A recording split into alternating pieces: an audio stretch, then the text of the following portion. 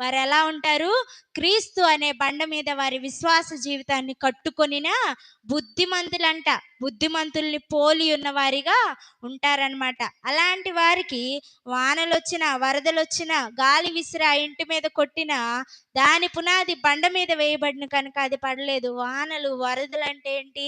కష్టాలు, నష్టాలు, శ్రమలు, ఇరుకులు, ఇబ్బందులు ఎన్నో వచ్చినా కానీ మన యొక్క విశ్వాస జీవితము క్రీస్తు అనే బండ మీద గట్టిగా స్టాండర్డ్గా కట్టుకున్నాం కాబట్టి ఆ ఇంటి మీద ఎన్ని వరదలు వచ్చినా, వరదల లాంటి శ్రమలు ఎన్నొచ్చినా, ఎన్ని కష్టాలు వచ్చినా, ఎన్ని వ్యాధులు వచ్చినా, ఎన్ని ఇరుకులు వచ్చినా, ఎన్ని ఇబ్బందులు వచ్చినా కూడా మన పునాది దేవునిలో స్థిరంగా ఉంటే, మన పునాది బుద్ధిమంతుని వలె స్థిరంగా వేసుకొని మనం దేవునిలో ఎదురు చూస్తూ ఉంటే ఆ యొక్క మన జీవితానికి ఏమీ కాదంట. ఏమన్నా అయిద్దని చెప్తున్నారా?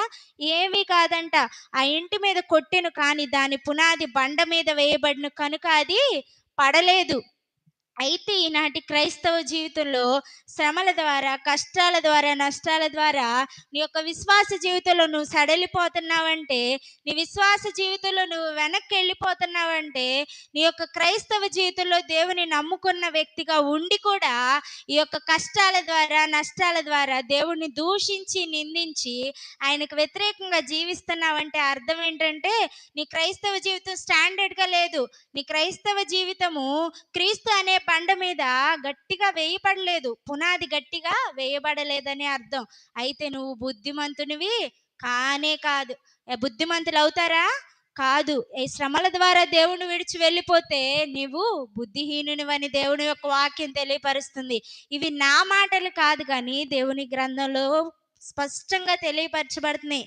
ఏమనంటే ఎవరైతే విశ్వాస జీవితంలో ఎన్ని కష్టాలు వచ్చినా, నష్టాలు వచ్చినా క్రీస్తు అనే బండ మీద మీ విశ్వాస జీవితాన్ని స్టాండర్డ్గా మంచి పునాదిని నువ్వు వేసుకున్నట్లయితే నువ్వు గొప్ప బుద్ధిమంతుని పోలిన వారిగా ఉంటావు. ఇవన్నీ తాత్కాలికమే. ఎన్ని కష్టాలు వచ్చినా, వానల లాంటి కష్టాలు, వరదల లాంటి శ్రమలు, ఎన్ని ఇరుకులు, ఇబ్బందులు నీకు వచ్చినా కానీ అవి నిన్ను ఏమీ చేయవని చెప్పి దేవుని గ్రంథం తెలియపరుస్తుంది. అయితే ఏమన్నా చేసి నువ్వు సడలిపోయావు, ఏదన్నా ఈ శ్రమల ద్వారా నువ్వు సడలిపోయావంటే నువ్వు ఎవరు అని తెలియపరుస్తున్నాడంటే కింద వచనాల్లో మనం చదువుకున్నట్లయితే, మరియు ఈయన మాటలు విని వాటి చొప్పున చేయని ప్రతి వాడు ఇసుక మీద తన ఇల్లు కట్టుకొనిన బుద్ధిహీనుని పోలి ఉండును. వాన కురిసెను, వరదలు వచ్చెను, గాలి విసిరి ఆ ఇంటి మీద కొట్టెను, అప్పుడు అది కూలబడెను, దాని పాటు గొప్పదని చెప్పాను. దేవునికి స్తోత్రం. హల్లెలూయా. ఏమని తెలియపరుస్తుందండి వాక్యం?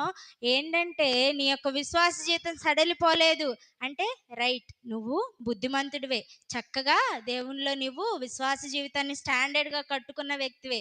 నువ్వు సడలిపోయావనుకో ఏమని తెలియపరుస్తుంది? ఈ నా మాటలు విని నువ్వు దేవుడి మాటలు విన్నట్టే ఉన్నావు కానీ వాటిని ఆచరణలో పెట్టలేదు, వాటిని అనుసరించి నువ్వు నడుచుకోలేదు. కాబట్టి నీ యొక్క విశ్వాస జీవితము ఎలా ఉంది? ఇసుక మీద కట్టిన ఇల్లు లాగుంది. ఇసుక మీద కట్టిన ఇల్లు నిలబడిద్దా? ఇసుక మీద కట్టిన ఇల్లు ఎప్పటికీ నిలవబడదు. అయితే అది ఏమని తెలియపరుస్తుంది? ఇసుక మీద ఇల్లు కట్టుకొనిన బుద్ధిహీనుని పోలి ఉన్నావంట. నీ విశ్వాస జీవితం స్టాండర్డ్గా ఉంటే నువ్వు బుద్ధిమంతుడివే. కానీ శ్రమల ద్వారా, కష్టాల ద్వారా, నష్టాల ద్వారా నువ్వు సడలిపోయావు, నీ విశ్వాసంలో తొలగిపోయావంటే నువ్వు ఎవరివి? బుద్ధిహీనునివని యొక్క మధ్యాహ్న కాల సమయంలో దేవుడు తెలియపరుస్తున్నాడు. అప్పుడు నీ విశ్వాస జీవితాన్ని నువ్వు ఎక్కడ కట్టుకున్నావు? ఇసుక మీద కట్టుకున్న వ్యక్తిగానే మిగిలిపోతున్నావేమో. ఈ యొక్క మధ్యాహ్న కాల జీవితం సమయంలో మన జీవితం ఎలా ఉండాలి? ఇసుక మీద కట్టుకున్న ఇల్లులాగా కాకుండా క్రీస్తు అనే బండ మీద గట్టిగా మన పునాదిని స్టాండర్డ్గా వేసుకున్న వ్యక్తిగా మనం ఉండాలి. ఎలా ఉండాలంటే ఏం చేయాలి? మొదటగా వినాలి, మొదట వాక్యం తెలియపరుస్తుందండి. ఈ నా మాటలు విని, ఎవరి మాటలు వినాలి? మీ పక్కింటోళ్ళ మాటలు కాదు, నీ ఎదురింటోళ్ళ మాటలు కాదు, నీ పక్కనోళ్ళు ఎదురోళ్ళు చెప్పే మాటలు వింటే నీకు మేలు కాదు, కానీ ఈ నా మాటలు విని, అంటే దేవుని మాటలు. నా మాటలు అంటే నా మాటలు కాదు, కానీ క్రైస్తవుడు ప్రతి